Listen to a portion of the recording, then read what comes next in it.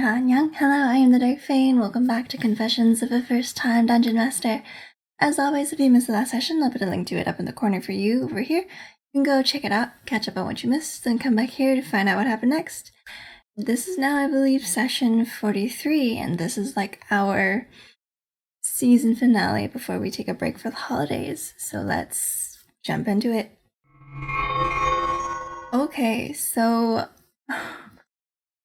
as I expressed in my last video, some concerns about potential, TPK things. This combat that we are kind of in the middle of started at the top of the turn order. And the very first round is where things go wrong. So basically what happened was at Initiative 20, there's a lair action, and the one that happened was the one that requires a dex save, or else you become paralyzed. I believe Valhyrie, Basil, Tyrol, Rivar, and the zombie librarian, they all failed because they rolled lower than a 13. And so then directly after that is the Death Effigy's turn. So the Death Effigy, one of its abilities is kind of similar to a lot of like powerful undead, where they have some attack that can either like cause necrotic damage, impact your hit point maximum, or if it reduces your health to 0, you die. And it being the Effigy of Death, that is an attribute that it has. So Valhyrie is the one who is right next to the Death Effigy and has just become paralyzed. So it's going to target her. I didn't know exactly how many hit points she had left, but against a paralyzed creature, attacks have advantage. Melee attacks within 5 feet are an auto crit. And the melee attack is the one that has this attribute. So I roll damage. It's actually pretty low. There's also a constitution save to lower the maximum health by the amount of necrotic damage taken, but she ends up taking 18 total damage, and that drops her past 0.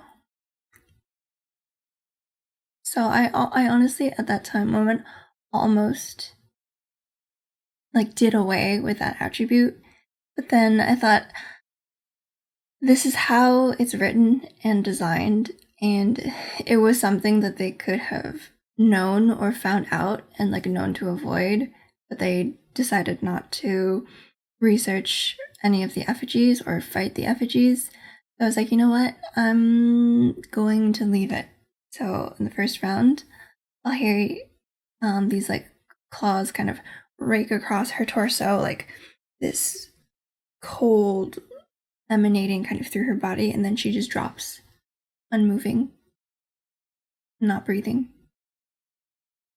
dead. And everyone else is like, wait, but is she like dead, or like, can we tell? For most of them, as far as I can tell, she just collapsed. Eventually kind of Umric is able to tell that she's not breathing, she's not responding, doesn't seem to be alive. So that happened. I felt bad though too, because to die at like the start of a session really sucks, because then it's like for the rest of the session you're kind of out, so I tried to give her like a little bit of RP and like flavor through the rest of combat as well. So while combat is happening, I kind of did mention to her that she, instead of kind of finding herself in a garden or a forest or a grove of like this bountiful and flourishing kind of afterlife that she would have expected, being a worshipper of Melispa, she instead finds herself in darkness, just an empty void. and she feels a presence kind of around her that just says, interesting. And that's kind of all she gets. DM wise, this is kind of a sign of like Wistria's interest and her influence on the party. May or may not hint at that she has some sort of a hold on Valheri's spirit or soul. And so down the line, then, resurrection may be different, maybe difficult, who knows? But more on that later. So at this point in combat, the party is kind of disabled a couple of the obelisks and are trying to disable another. And the Oni, seeing this, because his prime objective is not actually really to eliminate the party, it's to complete the ritual as per his direction from Wistria. And to me, this is kind of in line with the madness, or like the lack of sense maybe that Wistria has, and that any villain in their right mind would absolutely do away with meddling adventurers who are trying to mess up their plans. But Wistria, who I think likes to sow chaos and likes to sort of see how things develop kind of for her own fun and her own amusement, she's interested in what the party can do and what they want to do next. So she's mostly telling the Oni to finish this ritual and maybe leave them alive for future endeavors. But that's kind of behind the scenes and kind of a backup that I had in case it did suddenly just turn into a TPK, if I wanted to maybe have them come back but somehow indebted to her, or have some sort of her influence now gripping the party, and then they have to go on some sort of different storyline in order to kind of break free of that. That was like a possibility I explored, or that she kind of had her clutches on their souls basically and wouldn't free them until they did something for her. That was something I considered. So the Oni now, with the obelisks starting to be disrupted, he kind of starts to target those that are focused on the crystal cores and the obelisks, and then he kind of takes his actions, replacing the cores and restarting kind of the ritual. This is kind of to let players recoup a little bit, to plan to do something, because otherwise he kind of colds them, they're all gone. So I think in a lot of times in like the previous kind of mini boss fights, I was nice about it, and I had the NPC kind of stop attacking once the player showed that they weren't being hostile anymore. But I think here it actually made sense to do that with Wistria's influence and also the Oni's kind of original goal in mind. So as he kind of is replacing the cordial cores, he says, "Run, little lambs, while you still can," basically. And they do so. Basil and Tyrell kind of grab Harry's body and start to drag her out. At that point, Avar also goes down, and then Umrik's like already out the door, so Basil goes back for his Warforged friend, and eventually, they all get out. So now the Oni is free to complete his ritual, as they kind of end up fleeing and use their teleporty key to go to the foyer. And when they arrive in the foyer, all of the statues are now gone, because those were the effigies that he summoned to his side as part of his shadow. And then this is where they start planning. And to be very honest, the course of action that they decided to take did not make sense to me. Or, yeah, because here's what they decided to do. They, or kind of eventually, collectively as a party, they just kind of ended up believing that there's A, no way that they're making it out of this tower, and B, that they would have to essentially hide out in the tower, wait approximately 10 to 12 hours so that they could long rest, and then go and defeat the Oni the next day, basically. So they were like, we'll decide to hide in the library and study, and just wait and see what happens, like fight the Oni when we're arrested. And in my mind,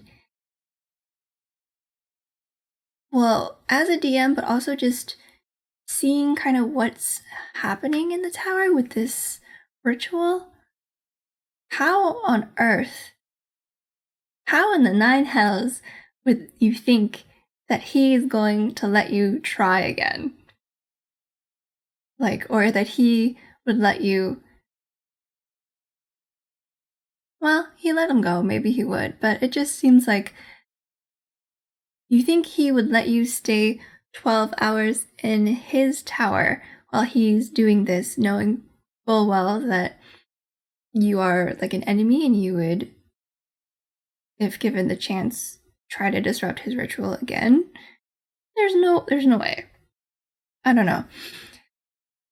But so they end up holed up in the librarian's study, and as they are kind of deciding, healing a little bit, also Valkyrie is still just dead, kind of, with them. So even if they fought Sinkane again, they wouldn't have one of their main spellcasters and damage tanks. I don't really like if the five of them at like middling power couldn't do it. I don't think four of them at full could, just because of action economy and like the resources that the druid has like are very different than the other classes. So anyway, so as they are kind of discussing and moving towards the library, I tell them that the tower is starting to shake and rumble, and every so often there's this and like this rumbling and little rocks and dust kind of fall from the ceiling. And their first thought is it must be whatever he's doing with the librarian to bring her back. And that also confused me because there's a large, complex magic ritual going on that isn't just there for lair action purposes, but I mean, that is also something that they could have found out more about if they had bothered to talk to the Oni or look through any of his stuff. So, eventually, as like 10 minutes kind of passes, they're waiting because they don't have any sending, they don't have any way to communicate with the outside.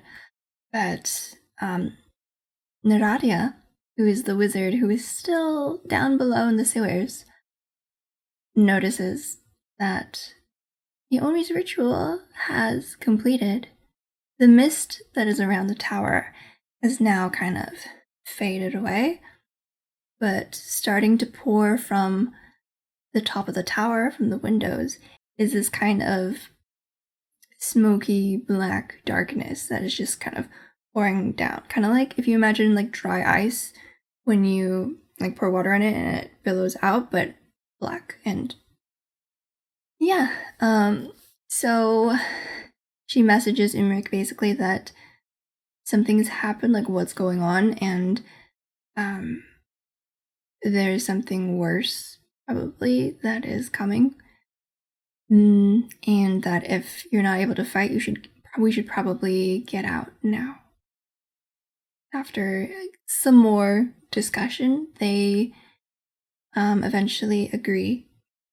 And because they do have the option of going back the way that they came, which is like through the foyer, through the door into like the cellars, and then through the cellars into the sewers, and that is a way to get out.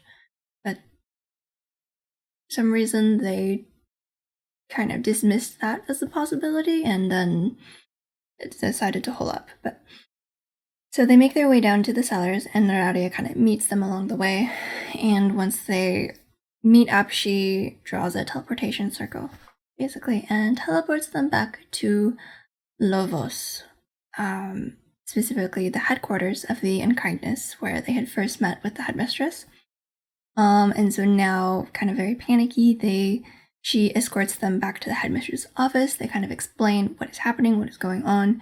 Unfortunately, the party does not really know what it's going to do or what Sincane did. And so the best that they can kind of do is describe what is happening, or at least what Naradia saw and what the group saw in the chamber. So basically there is this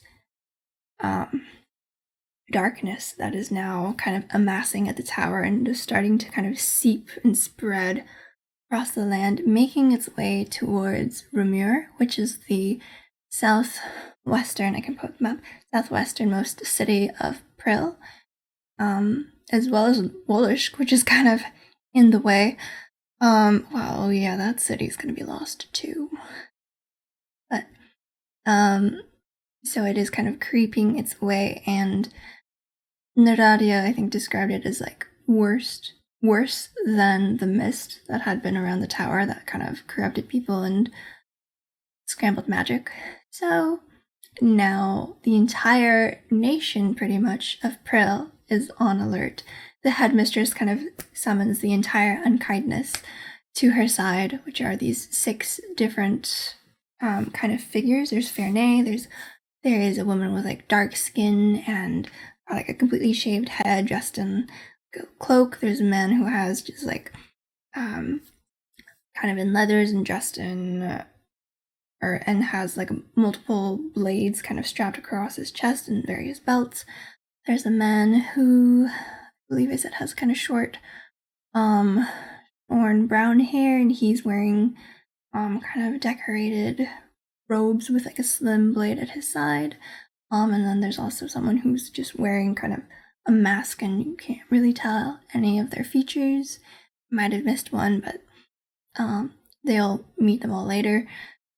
So the Ravens, basically, who are the heads of the Grip Knives, they immediately kind of spread out, leave, go alert the people of Rumur, go gather people to try and figure out a way to slow this darkness, stop it from reaching the city, something. And the headmistress tells them that they have a few safe houses that some of the Grim Knives can take the party to in order to rest and kind of wait and see what happens, essentially. So Naradia is the one who takes them to kind of this safe house. They don't really know where the location is because it's supposed to be a secret and safe. But there are a few kind of scrying mirrors there, and Naradia does kind of show them what is happening with the tower, and they kind of just see this darkness spilling out from it and pooling and forming and spreading. And then what other detail? And they do have Valkyrie with them, by the way. The headmistress did say that she would try her best to have someone help, but it's hard since they need all hands on deck in order to try and save their city. Right now, the nation takes more priority over one person's life, unfortunately. And this is one thing too that I kind of struggle with is like the players having access to these kind of powerful organizations or powerful people who can cast like Revivify or Resurrect or Raise Dead, that kind of a thing, because it does feel easy. But it is also at the same time people that they have encountered before and have worked with, and like they do exist in the world. So this, I have some time to kind of decide how I want to play this, and it might involve a discussion with my player too, because like at the end of the day, yes, player death is very real, and it should be like a possibility, a permanent possibility in the campaign, because that is what I've made out the campaign to be. But at the same time, I know that the circumstances and like the way it happened weren't ideal, weren't great. So I think I will end up having kind of a talk with the player to see how they're feeling. And I'll work something out from there. It's definitely not going to be like, oh, the 10th level cleric you guys traveled with arrives, casts a spell, and you're good. It's not going to be that easy. So it might involve a quest or two to save her soul, but then that the question arises then of like, what is that player going to do in the meantime while her main character's dead? And yeah, so we will see. But basically the session ended with them taking a long rest, waiting in this safe house for word from the headmistress or Ferney about essentially the state of this part of the world and whether or not like the city survives, if they're safe, if who knows. So yeah, it was an interesting thing too that like once I described the almost like cataclysmic like effect or outcome of this like magic ritual and failing to stop the Oni, they were like, oh, we feel better now because it wasn't like we could ever win in the first place. And I'm just like, no. Like, it's definitely ways that you could have won, definitely ways you could have all died, but this was by no means an unwinnable fight. So, because I think it's easy to get into the mindset of like when you are like maybe below like level 10 that you're still baby adventurers, you're still learning, and that there's a whole wide world of things that are bigger and badder and more powerful. But I mean, they're a party level 7. They've been adventuring for a while. Like, you can stop crazy shit like this if you're smart and you do your research and you plan and use your skills and spells and abilities effectively. But anyways, so yeah, that was session 43, and we're now taking a bit of a break for the holidays, so now I gotta plan out season 2. This felt like a season finale. It was kind of interesting. And we're also going to be, I think, welcoming our new player into the fray, so that will be, it'll take some work, I think, to kind of like catch him up on the story and kind of find a way to integrate him into everything with all that is now happening. But that will be that for next time, which will probably be sometime in the new year. So thank you so much for watching. I hope you enjoyed. Don't forget to like, comment, and subscribe for notifications when I put out new videos. Love you all, and I'll see you in the next one.